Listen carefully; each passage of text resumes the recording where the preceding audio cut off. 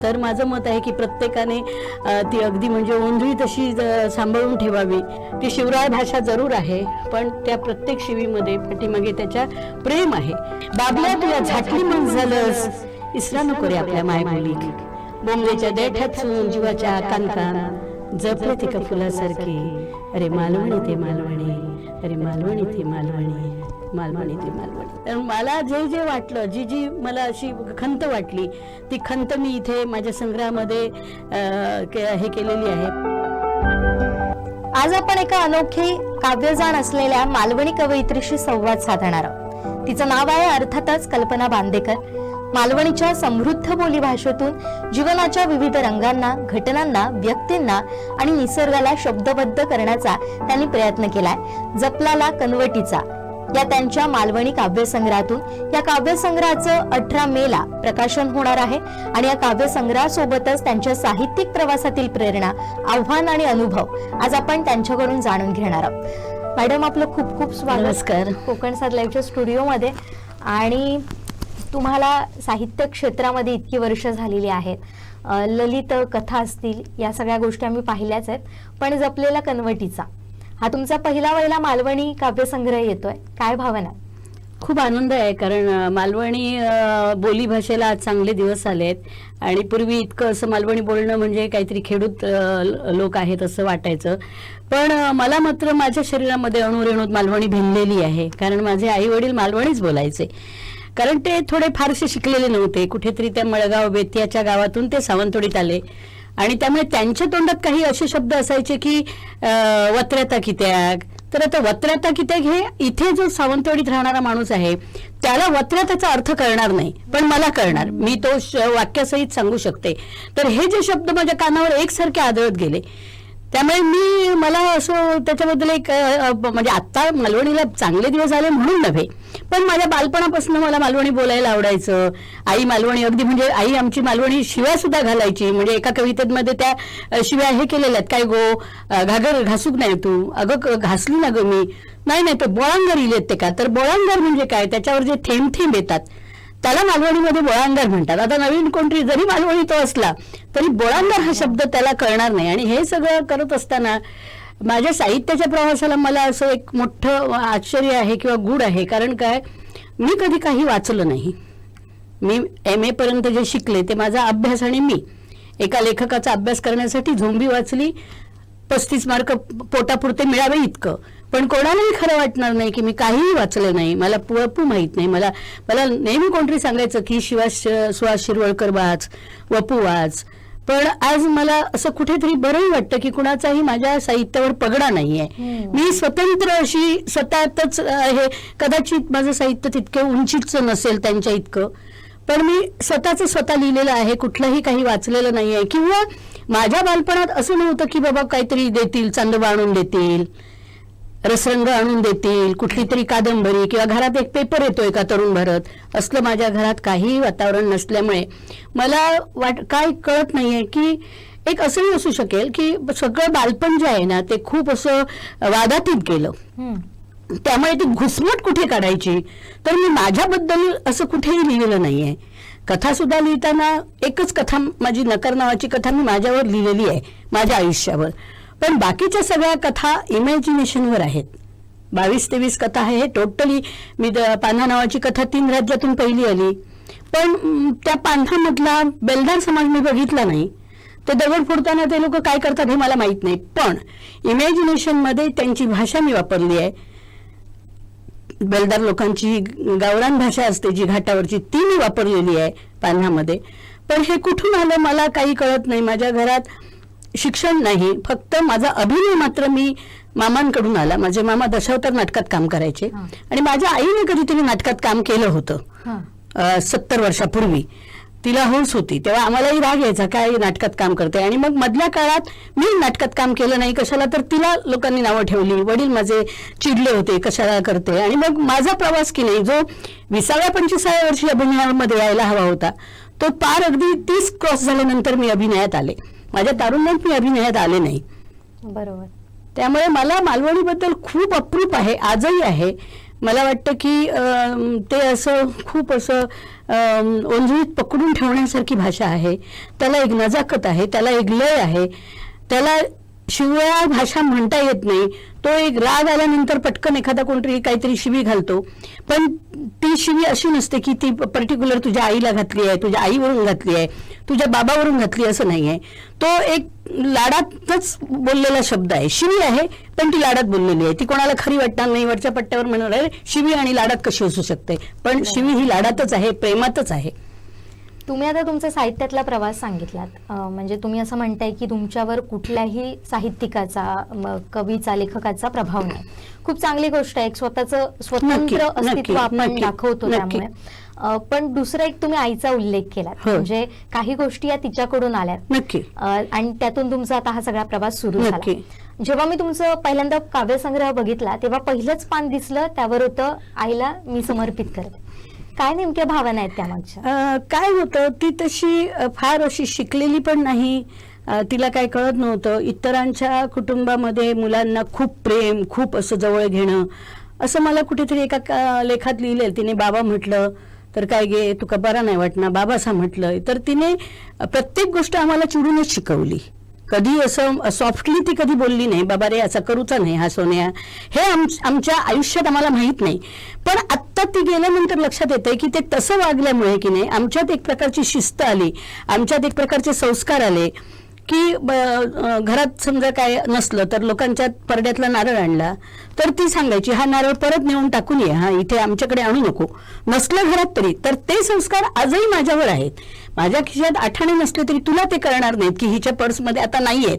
ते माझ्या आईकडून आलं. मला झाडू मारताना ती वाकून त्याच्यात आलंय. मग सान मारताना उभ्या रवान सान मारताला झुडतार म्हणजे मी, तर ती तशी नाही मारायची. झाडू मारताना वाघ आणि पूर्ण सोफा खालनं कॉट खालनं ती झाडू मारली गेली पाहिजे. त्यामुळे जेव्हा ती जिवंत होती तेव्हा मला ह्यातल्याच काही कंगोळे कळले नाहीत किंवा मी निग्लेक्ट केलं. आज ती गेल्यानंतर वाटतं की प्रत्येक विषयामध्ये तिचं होतं काहीतरी, आमच्या संस्कारात्मक होतं. कोणाच्या गोष्टी करायच्या नाहीत की ह्या असा पळान गेला, ता पळान गेला, तुम्ही लोकांच्या गोष्टी करू नका, ते बरं नाही. ह्या सगळ्या छोट्या छोट्या गोष्टी तिने आम्हाला फ्रॉम द बर्थ म्हणजे अगदी जन्मापासून आम्हाला शिकवलेले आहेत. आणि तसंच आम्हाला घरातलं काम शिकवलेलं आहे. मला काही सांगितलंस तू काम तर मला येणार. म्हणजे मी नळ्यावर डांबर घालू शकते, मी झाडावर चढू शकते, मी लाकडं फोडू शकते. हे सगळं तिने आम्हाला करायला लावलं की हे तुम्हाला केलं पाहिजे. त्याच्यामध्ये लाज लज्जा असं काही नाही. त्यामुळे मला पदोपदी हा संग्रह बोलताना ऐकताना, आता तो एक कोप आहे बघ, कानफुटका कोप, तर तो कोप आमच्या पाऱ्यावर असायचा. कारण दलित लोक कोण आली तर तिला लाकडं घेऊन आली तर ती म्हणायची की तुका चहा देते थोडं, मग ती म्हणायची पान खाल्लंय, तुका पाणी देते तोंड धू, आणि मग तुका मी हे सगळं मी बघितलेलं आहे. कळलं ना की तिने काय, मग तो कोप ते का चुळे ते का वणव्या रावान पाणी घालगो, म्हणजे परत ते तिच्याकडे होतं. आणि म्हणून महेश केळुसकरने पण म्हणाले की अख्खी दलित पिढी तिने समोर आणलेली आहे. दलितांची त्यावेळी अवस्था काय होती त्या एका कोपावरनं आलेली आहे. आता सो आमच्याकडे कोप नसता म्हणते ती. बायो वांगडा आपण सुद्धा बायो वांगडा निघान गेली, कारण बायोचं झील आता मास्तर झालो. बायोचं झील आता उसपान खाता काय आता करता. आता कोण त्याला विचारत नाहीत, कारण तो तिथे तालुक्याला शाळेत मास्तर आहे. बरोबर. त्यामुळे हे मी सगळं म्हणजे मग तो कोप असेल, मग रसाळ फणस आधी अर्धा तास माझ्या आईने ते केलं नाही. आम्हाला एवढी काही गरिबी नव्हती, पण तो इमॅजिनेशनवर आहे की रसाळ फणस आणून द्यायचा सगळ्यांना. मग आमच्या घरात पपईच असायच्या खूप. मग आमच्या घरात सगळीकडे कॉट खाली पपई, टेबलाखाली पपई, मग त्या पपई आम्ही पटापट खायचो. कळलं ना. तर तो रसाळ फणस माझ्या डोक्यात नाही तसा या दृष्टीने. पण मग ती म्हणते की पाठचा पुढचा विचारूचा नव्हे, डाया उजव्या बघूचा नव्हे, तुझ्या घरात लागला दळीदार, तू रसाळ फणसान झाकलंस. ती काय सांगणार, ती आपली सगळी भांडी घेऊन लवकर एकदा घासायला टाकायची. तिला बिचारीला काय की आता मागितलं मुलांनी तर काय करू. हे माझ्या घरात घडलं नाही, पण ते इमॅजिनेशनवरती कविता आहे रसाळ फणस. तेच तोच मुद्दा होता की आईला समर्पण करण्याची भावना नेमकी नाही नाही तिच्या जेवढ्या कविता आहेत ना, माझ्या वडिलांवर मी कविता लिहिली आहे. तर वडील माझे रोज दुसऱ्याच्या परड्यात जाऊन पते राहणायचे आणि ते तपेलं पाणी भरून हे करायचे आणि सगळ्या मुलांना हे करायचे, पाणी घालायचे, कधी कधी आंघोळ घालायचे. पण आंघोळ घालता घालता गिनाण्याची 4 गजाली सांगी माझो बापूस. रोज नाजा नाजा म्हणासारख्या नाही, शाळेत जाऊ खया रोज सकाळी उठान, खराच एक दिवशी नाजा झाला तर मात्र लांडगा इलो रे इलो जाताला तुमचा. तर हे माझ्या वडिलांनी आम्हाला शिकवलं की शाळा आहे ना, पटापट उठा, तुम्हाला चहा करून देतो, तुम्हाला पाणी गरम करून देतो, वाटलं तर तुम्हाला आंघोळ घालतो. नाही आंघोळ न्हाता नव्हता तो गिनाण्याच्या 4 गजाली सांगी आमका.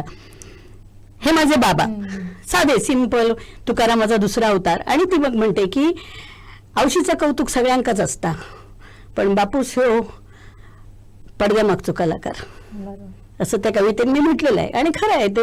बापूस हो पडद्यामागचोच कलाकार, तो पैसे हाडून दितलो, तो तुमका कपडे हाडून दितलो, तो तुमका चपला हाडून दितलो, पण तो त्याच्याबद्दल बोलता हा कोण? ह्या आठवणी सांगताना तुमचे डोळे भरलेले आहेत. त्या भावना काय आहेत ते आता मी समजू शकते. म्हणजे तुझे वडील काय आणि माझे वडील काय, तुमचे सुद्धा वडिलांचं तुम्हाला लक्षात आलं असेल ना की हे माझ्या घरात पण घडलंय. पण ते लेखणीतून उतरणं हे माझ्याकडून सरस्वतीने मला दिलं आणि मी आज खरंच खूप. खरं तर साहित्यिकाची ताकद आहे आणि त्यामुळेच आज हा काव्यसंग्रह आपल्याला पाहायला मिळतो. आई वडिलांचा आशीर्वाद आणि तुमची मेहनत. तर तुम्ही तुमच्या काव्यसंग्रहाच्या सुरुवातीलाच म्हणतात की मला थोडा उशीर झाला हा काव्यसंग्रह यायला. काय झालं नेमकं? नाही, बरीच वर्ष, म्हणजे मला वाटतं 30-40 वर्ष मी लिहिते. पण आज मला असं सांगायचंय की जनतेला पण सांगायचंय, कवींना लेखकांना पण सांगायचंय, सगळेच लेखक कवी आर्थिक दृष्टिकोनातून सक्षम नसतात. मी सक्षम कधीच नव्हते. कारण या संग्रहाला 20-25 हजार रुपये काढा, त्याचं वितरण होत नाही काही. म्हणजे आता मला म्हणायचंय की सिंधुदुर्ग जिल्ह्यातल्या प्रत्येक शाळेने जर एक प्रत जरी घेतली तरी माझे उद्या 25 हजार रुपये उभे होणार. आणि लोकांना माझे 25 हजार रुपये उभे राहण्यापेक्षा लोकांना कल्पना बांदेकर लेखिका आमच्या जिल्ह्यात आहे ही कधी कळणार? ही कळत नाही, कोणालाच माहित नाही की कल्पना बांदेकर नावाची एक बाबा चांगली कवयित्री आहे, चांगली लेखिका आहे, कथा लेखिका आहे. हे कळायला तुम्हाला एकच मार्ग आहे की तुम्ही प्रत्येक जिल्ह्यातील प्रत्येक शाळेच्या ग्रंथालयात कोणी असू देत, मग ज्याच्याकडे पैसे असू देत नसू देत, हा एक नियम तुम्ही करून घेतला पाहिजे, रिक्रुटमेंट करून घेतली पाहिजे की प्रत्येक लेखकाचं एक प्रत प्रत्येक ग्रंथालयाने घेतली पाहिजे. लोक ग्रंथालयामध्ये मोठमोठ्या पदावर असतात, राजकारणी मोठमोठ्या पदावर असतात, पण सर्वसामान्य माणूस जो माझ्यासारखा आहे, ज्याला झटकन पैसा काढता येणार नाहीये, तो माणूस कसा काढणार? आता सगळ्यांनाच माझा उशीर झालाय तर मी म्हणते की थोडा जो पैसा आहे ना, ही म्हणजे मुलं आहेत, मुलं.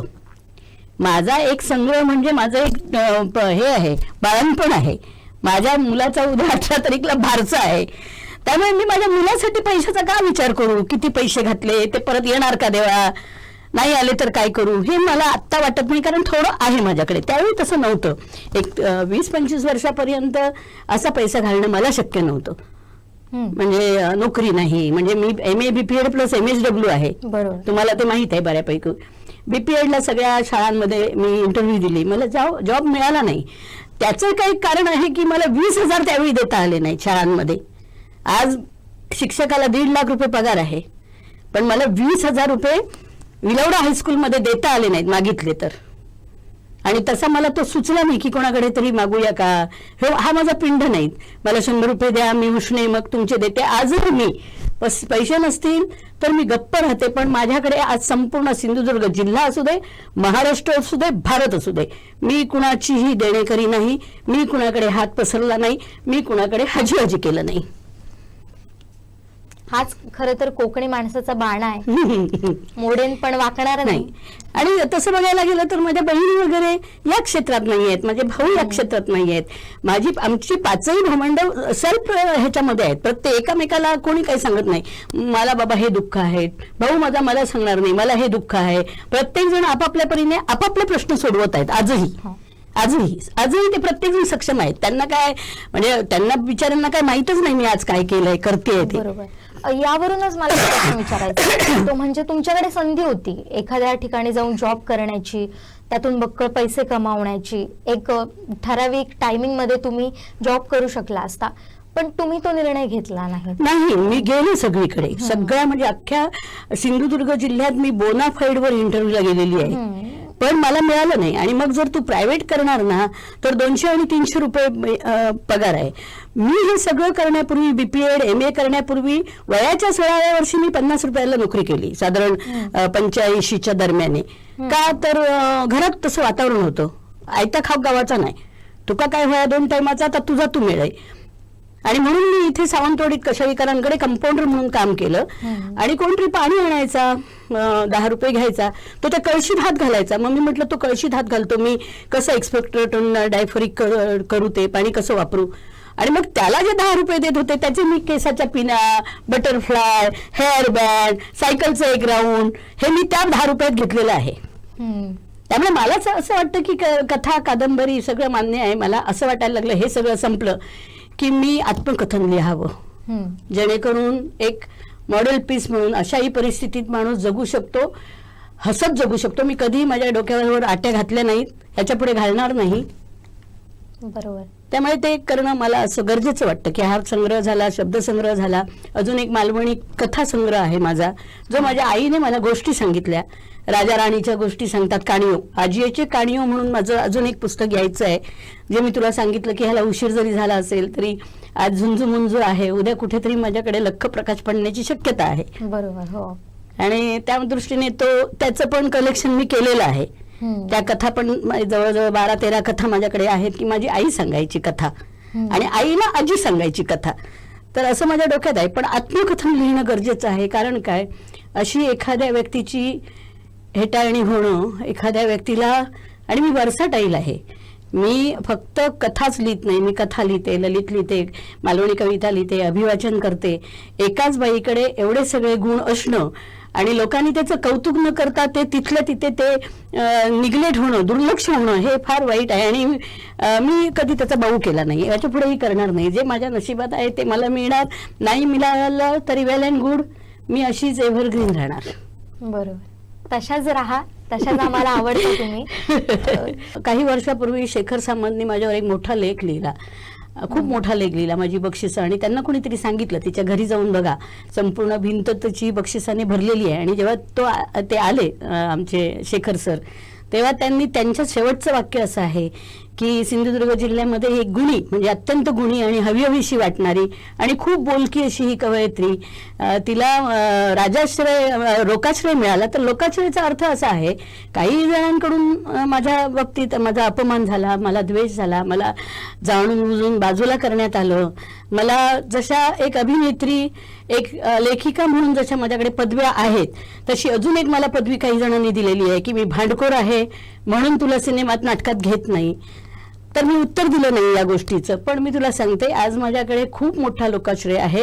आणि मला एका माझ्या मैत्रिणीने म्हटलं होतं की तुला जेव्हा कोणीतरी वाईट म्हणतं तेव्हा त्यांचा भवताल, त्या ज्या कॅटेगरीजमध्ये वावरतात त्याचा तुला अभ्यास करावा लागेल, त्याचा तू वाईट वाटून घेऊ नकोस कधी, कारण तू ग्रेटच आहेस.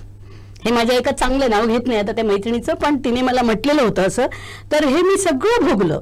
तांदळातला खडा कसा बाजूला टाकलं गेलं, काही वेळा मुद्दाम कुठला तरी, म्हणजे मला तुला काय म्हणायचंय मॅडम, की एखाद्या मालवणी संमेलनाची अध्यक्ष जेव्हा तुम्ही निवडता तेव्हा तिला मालवणी तिने काय केलंय पाठीमागे, त्याच्या किती काय लेखन झालंय, किती काय व्यवस्थित मालवणी तरी ते लोक बोलू शकतात का, जो कोणी माणूस असेल, संमेलनाचा अध्यक्ष असेल, लेडीज अध्यक्ष असेल.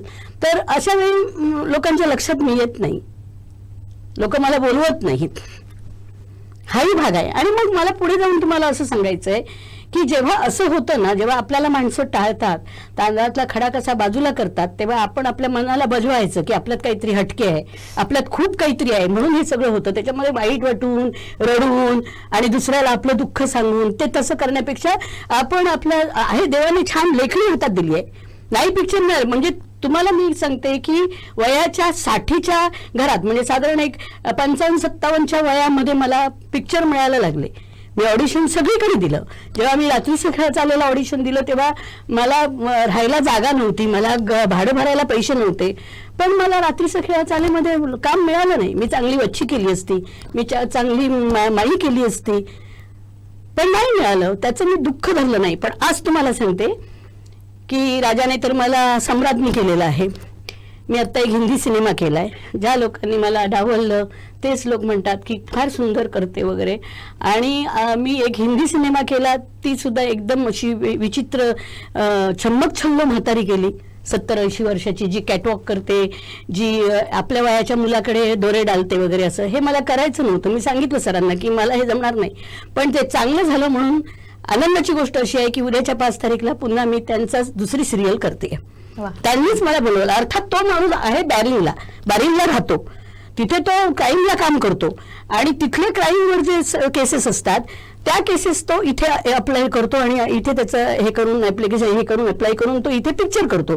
त्याने एकदा मला बघितलं आणि तो आता माझ्या मागे लागलाय. त्याने मला आता एसीचं तिकीट पाठवलंय, माझ्या पर्समध्ये आहे एसीचं, त्याने जाता येतं तिकीट पाठवलंय. म्हणजे त्यांना दिसतं, तुम्हाला दिसत नाही ना. याचं उत्तर तुम्ही द्या मला. म्हणजे मला हे सगळं कळतंय की त्यांनी मला स्पेशल बोलवलं आणि हे जर माझ्या वयाच्या 30व्या वर्षी घडलं असतं तर किती चांगलं झालं असतं.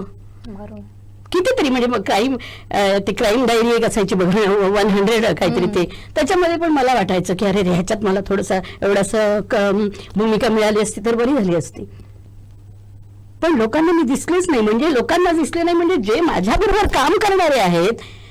तुम्ही आता काम करता या स्टुडिओ, तर तुमच्या स्टाफला माहीत असणार ना की जुईली मॅडम काय करतात ते. तर ज्यांना माहीत आहे माझ्या शरीरातलं अणुरेणू की ही बाई काही करू शकते, त्यांनीच जर संधी दिली नाही तर मला आज उशीर झाला खूप ह्याला सुद्धा.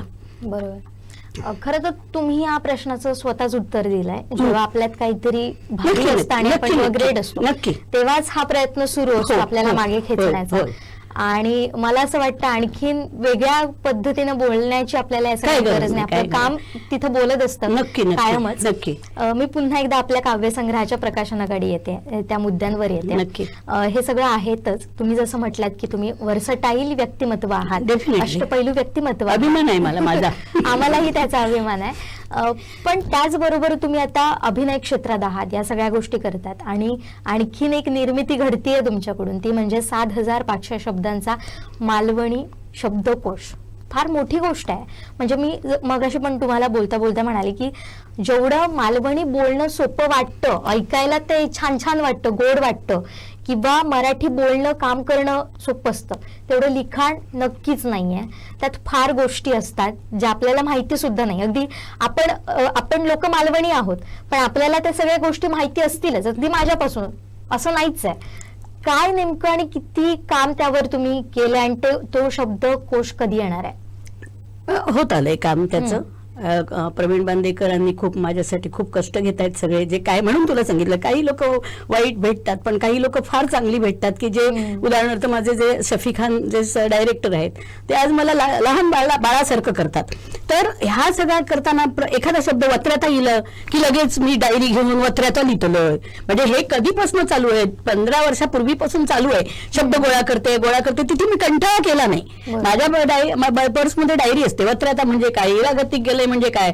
वडील म्हणायचे मी झाड्यात जाऊन येतोय. आता झाड्यात जातानंतर इथल्या लोकांना कळणार नाही झाड्यात म्हणजे नक्की काय आहे. ते परसाकडे म्हणजे परसात जाणार संडासला जात आहेत असे ती शब्द आहेत. तर ते मला नेहमी ते आव्हान करत होते की हे शब्द ह्यांचं काय. आणि सिरियल मधून जेव्हा त्या मालवणी बोलतात तेव्हा मला असं ना काहीतरी होतं, मला त्रास होतो. मला वाटतं त्यांना जाऊन मुरडून, कोंबड्याला कसं मुरडून काढावं. तुम्ही पैसा कमवायला येता आणि आमच्या गावात येऊन आमच्याच तो थै नसा म्हणतात. नसा किती आहे, तो थै नाही असा. तुम्हाला जमत नसेल तर तुम्ही एक दुभाषी ठेवा, पण आमच्या गावात येऊन TRP मिळतो, सगळं मिळतं. आमच्याकडचे कलाकार नसतात. तुम्ही अख्खा जो आहे ना टीम ती मुंबई पुण्यातून आणतात आणि आमच्या कुठेतरी 2 ना असे कुठेतरी एका कोपऱ्यात ना असे वाकून बघतात. त्यांना 200-300 रुपये दिले की ते बाजूला होतात. हे मला फार दुःख. मला न मिळाल्याबद्दल मला काही नाही, पण तुम्हाला मॅडम सांगते की याच्यामध्ये माझ्या जागेवर दुसरं कोणी असलं असतं तर डिप्रेशनमध्ये गेलं असतं. कारण आपल्याला काय येतं आणि समोरच्या माणसाला काही येत नसताना फक्त पुढे पुढे करून त्यांनी मिळवलेलं जे आहे ते आपल्याला सरळ सरळ स्पष्ट दिसतं, समोर दिसतं. आपल्यामध्ये ते हेलपाटे घालत असतात आणि हे सगळे अपमान मी सहन करत आजपर्यंत आलेलं आहे. कुठल्या तरी एका सिनेमाच्या मिटिंगला गेले तर एखादी कोणतरी तिथला माणूस म्हणतो, हे का कोणी बोलायला, हे का काय येता, अरे माका काय येता. म्हणजे मी आत्ता पण सांगते की मी 2 मिनिटाचा एकपात्री केला तर डोळ्यातून अश्रू आलेच पाहिजे, चॅलेंज आहे माझं. आणि कोणी ते मुळात आधी एकपात्री म्हणजे काय हेच माहित नाही लोकांना. फार कमी लोक आहेत. आपला ऋषी देसाई आहे, सुजाता यादव आहे, मी आहे. काही एकपात्री म्हणजे एका माणसाने 2-3 भूमिका करायच्या. मग पुरुषाची पण भूमिका मला करावी लागते. तो मला आवाज जाडसर काढावा लागतो, तो मी काढते. मग मला काय येतं हा प्रश्नच कुठे येतो. पण जेव्हा तुम्हाला वगळायचंच असतं, तुमचं अस्तित्व पूर्णपणे खोडूनच टाकायचं असतं, तुमचं जे नुकतं रोपटं आलेलं आहे ते मुळापासून उखडून टाकून, ते माझं उखडून टाकलं गेलं. पण माझ्या ह्या सुकलेल्या ओढक्याला सगळ्या बाजूने पालवी आलेली आहे. आजही बरी घसघशीत पालवी आहे, हिरवीगार. त्यामुळे मला it won't make difference for me, तुम्ही काय म्हणा, काय नको म्हणू, काय करतात. आणि कुठेतरी काही सहन नाही झालं तर पटकन माणूस विचारतो, त्याचा भांडण म्हणता येणार नाही, तो वादविवाद असू शकतो, तुमच्याशी माझा होऊ शकतो, पण म्हणून ते भांडण नाहीये. मी तुम्हाला काही तुमचं चुकलं तर तुम्ही मला विचारू शकता. तुम्ही माझ्यापेक्षा लहान असलात तरी सुद्धा मला विचारू शकता, मॅडम तुमचं परवाचं मला आवडलं नाही. त्याचा अर्थ असा नाही की तो भांडण आहे, तो वादविवाद आहे. हो, आपण शब्दकोशाबद्दल बोलत होतो. ती निर्मिती त्याची कशी काय सुरू नाही. म्हणूनच हे टीव्हीवर जेव्हा मी तो थै नसा बिसा म्हणायला लागलो तेव्हा मला वाटायला लागलं आपली भाषा जी आहे ना मालवणी ती फार कठीण आहे. तोंड लिहूचं असला, तोंड. तर तोंड म्हणजे काय, तर ज्याला मालवणी येतं तो सुद्धा माणूस असा भिरभिरल्यासारखा होणार. म्हणजे हा संग्रह करताना मला खूप त्रास झाला, कारण सावंतवाडीची भाषा वेगळी आहे. आम्ही बेडकाला माणकी म्हणतो, ते बांडकी म्हणतात. तर मी माझीच भाषा वापरली आहे. काही ठिकाणी इलस गेलस करून बाबाचं स्टेटस खालते इलो, असं इलस गेलस सुद्धा आम्ही म्हणत नाही, ते म्हणतात. पण तो मी वापर केलाय कुठेतरी की इलस गेलस करून बाबाचं स्टेटस खालते इलो. तर ते लिहितो मी सुद्धा की नाही, वत्र्याता त्याच्यावर चंद्र आहे, रयावर चंद्र आहे, वत्र्याता. तर तो चंद्र कळला पाहिजे, तर त्याचा तुला प्रोनाऊन्सिएशन कळणार. त्या तोंडचा हे सगळं लिहिल्यानंतर तुला कळणार. हे जेव्हा मला सगळं कळलं की हे पिक्चरमध्ये बरे म्हणत नाहीत, चांगला मालवणी बोलणारा माणूस चुकीचं मालवणी बोलतो, त्याने हडेतडे बोलायला पाहिजे असं माझं म्हणणं नाहीये. पण जे काही बोलतो तो अगदी आणि मालवणी भाषा ही आळोख बिळोखे देऊन नाही बोलायची. कधी इल्यात तुम्ही बरे असात ना, कधी इल्यात तुम्ही बरे असात ना, असं तो एक त्याला जो एक हे आहे म्हणजे दणकटपणा आहे ना, तो तुम्ही नाही बोलत ना. तो यायला पाहिजे ना. तो मी सिनेमामध्ये बघितला, सिरियलमध्ये बघितला. आणि मग मला असं वाटतं की 2 घेऊन पहिली 2 कानपडात मारूची आणि सांगूची बाई ते असत कधी इल्यात असत ना बरे, घरात सगळी बरी असत ना, तर नाही. त्याचा टोन वेगळा आहे, त्याला लहेजा आहे, त्याला खूप सुंदर सौंदर्य आहे त्या भाषेला. माझी भाषा म्हणून मी नाही बोलत आहे, म्हणजे माझं सावंतवाडीतली भाषा असं म्हणत नाही. मग ते वरच्या पट्ट्यातल्या सुद्धा त्यांच्या भाषेला एक लहेजा असणार त्यांच्या टोन मधला. बरोबर. अजून एक ते म्हणजे ह्या जपल्याला कनवटीचा या काव्यसंग्रहामध्ये अनेक कविता आहेत. त्यातली तुम्हाला आवडलेली कविता कुठली, अगदी तुमच्या जवळची असणारी कविता कुठली? आणि तुम्ही अभिवाचन सुद्धा फार छान करता, तर आम्हाला इथे ते ऐकायचंय. नाही, मला स्वतःला सुद्धा कधी कधी वाटतं, मला सगळ्यांना सांगावंसं वाटतं की कविता सुद्धा म्हणजे माझ्या बाबतीत मला वाटतं कधी कधी माझ्या कविता खूप छान असतील असं नाही, पण माझ्या सादरीकरणावर मी त्या कदाचित पेलते की काय, म्हणजे असं जाहीरपणे ठामपणे नाही. माझ्या कविता पण चांगल्या आहेत, त्याची बीजं चांगली आहेत. पण जेव्हा कविता खूप स्ट्रॉंग असते आणि कोंबड्याने मान टाकल्यासारखी जेव्हा कवितेचं सादरीकरण केलं जातं तेव्हा वाईट वाटतं. पण माझं सादरीकरण चांगलं होण्यापाठीमागे माझा अभिनय आहे. आम्हाला शिकवलं जातं कुठचा शब्द हलका टाकायचा, कुठच्या शब्दावर ट्रेस करायचं.